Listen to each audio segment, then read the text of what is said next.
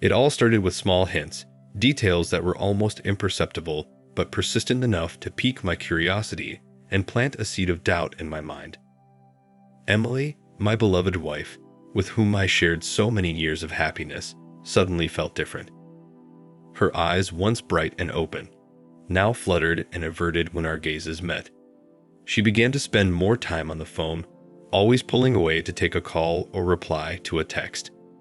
When asked who it was, she would give vague answers such as, just a friend or a coworker. Our conversations, once full of life and enthusiasm, became dull and superficial. The laughs we used to share turned into forced smiles. I saw her smiling into the phone, her cheeks flushing, as she typed messages to someone I didn't know. At first, I ignored these behaviors, telling myself I was just being paranoid. Love makes us blind, I repeated, trying to convince myself that I was seeing things where there was nothing. I loved her, and I trusted her. But doubt is a slow, sneaky poison, and once it sets in, it becomes hard to ignore. The little details and signs started to pile up. That's when I noticed a change in her appearance. She started to dress up more, wear fancier clothes, and even put on more makeup. When asked why, she would say it was just a change of style. But something in my heart screamed that there was more to it than that. The feeling I tried to bury, ignore, and forget became impossible to deny. Something was wrong, something was happening. I knew in my heart that the life I thought I had with Emily was about to be challenged in ways I could never have imagined.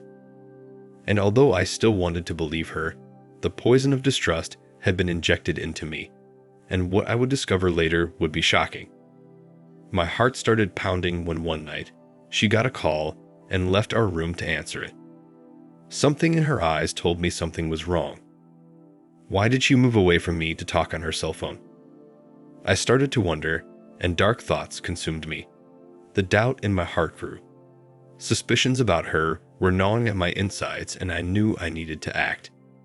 But how could I confront the woman I loved without concrete evidence? So, unbeknownst to her, I started investigating. I went through her phone when she was in the shower. The answer came in the form of a text message. The messages were loving and full of passion. Worst of all, they were from my own brother Thomas. The words of the message appeared, and my heart stopped. "Baby, I can't wait to see you again. I miss the way you smell." I read and reread those words, each syllable intertwining with the pounding of my heart. My mind refused to accept what my eyes saw, but the truth was there, relentless and cruel. Why Thomas? Why my brother? Betrayal would be painful enough, but this connection to someone so close to me made it unbearably worse. And then another message appeared, more calculated and treacherous. "Are we going to make an appointment again at your place on Saturday night when your husband leaves for his business trip?" That message made my blood boil and my stomach churn.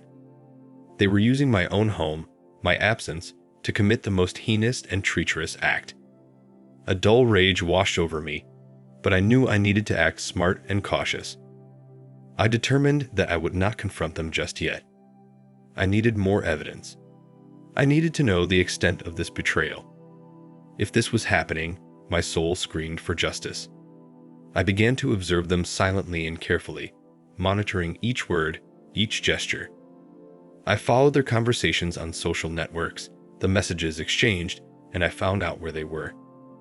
Each discovery was like a knife to my heart, but I needed to keep going. Saturday became the focus of my attention. I pretended to travel on business, but in reality, I planned to catch them in the act. I was ready to face whatever came. Friday passed in a haze of anxiety, and Saturday dragged on with agonizing slowness. The hours seemed eternal, and each minute weighed heavily on my heart. I knew what I would find that night, but a part of me still prayed I was wrong. I installed a hidden motion camera, which I had gotten the previous days in the bedroom, ensuring it captured every detail of the betrayal. The equipment was on and connected to my phone, and I, hidden in another room, waited with my heart pounding. Night fell, and the silence in my house was deafening. The air felt heavy, charged with betrayal and disappointment. Emily and Thomas arrived. The sound of their laughter echoed through the house, and I cringed, feeling a searing pain in my chest. They entered the room, and the camera captured every movement, every knowing look, every treacherous gesture. The love I thought was mine was there, being shared with my own brother. But what came next shocked me even more. Between kisses and caresses, they started talking about something much more sinister. A plan to rob me, to seize my fortune. Every word was like a punch to my stomach. The betrayal of love was terrible. But this new revelation made me feel utterly helpless and vulnerable. I listened, petrified, to the detailed plan of how they were going to deceive me and use lies and manipulations to take everything I had built. Nothing else made sense. I was lost in a whirlwind of emotions, and the ground felt like it had been ripped out from underneath me. I waited patiently to make sure they had taken off their clothes and surrender in each other's arms, because I wanted the camera to also capture their love relationship to show the family. So I gathered all my strength and stood up, ready to confront them. I entered the room, and the world seemed to stop. Emily's look when she saw me was a mixture of horror and embarrassment.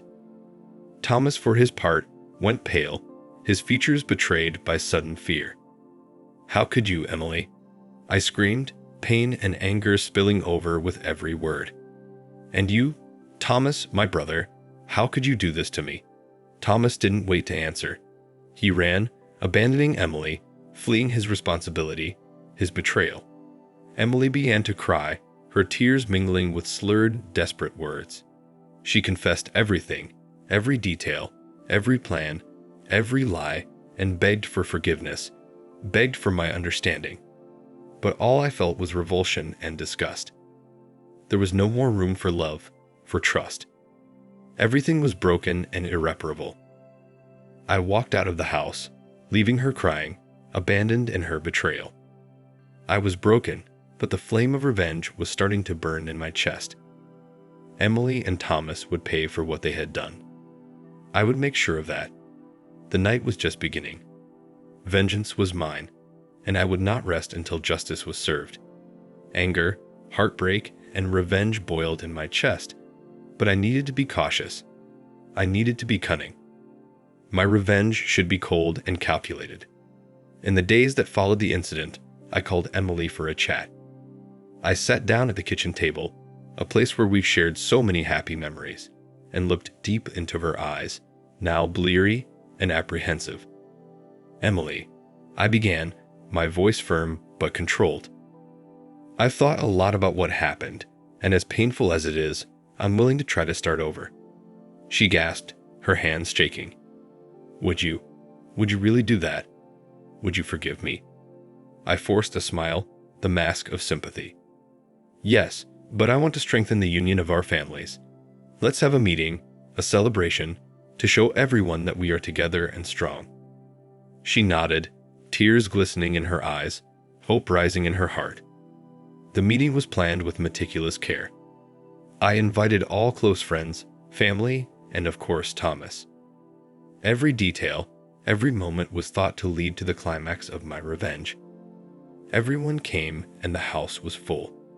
Smiling faces, laughter, toasts, the aroma of the food, and the soft music all added to the festive atmosphere. I watched, my stomach tight, my mind focused. The time was coming.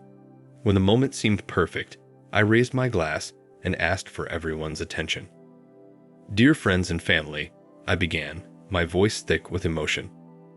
"We are here to celebrate and strengthen our union, but first I have something very special to show you all. Please look at the television."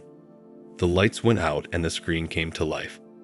The video began to play, and the happy faces turned into expressions of shock and horror.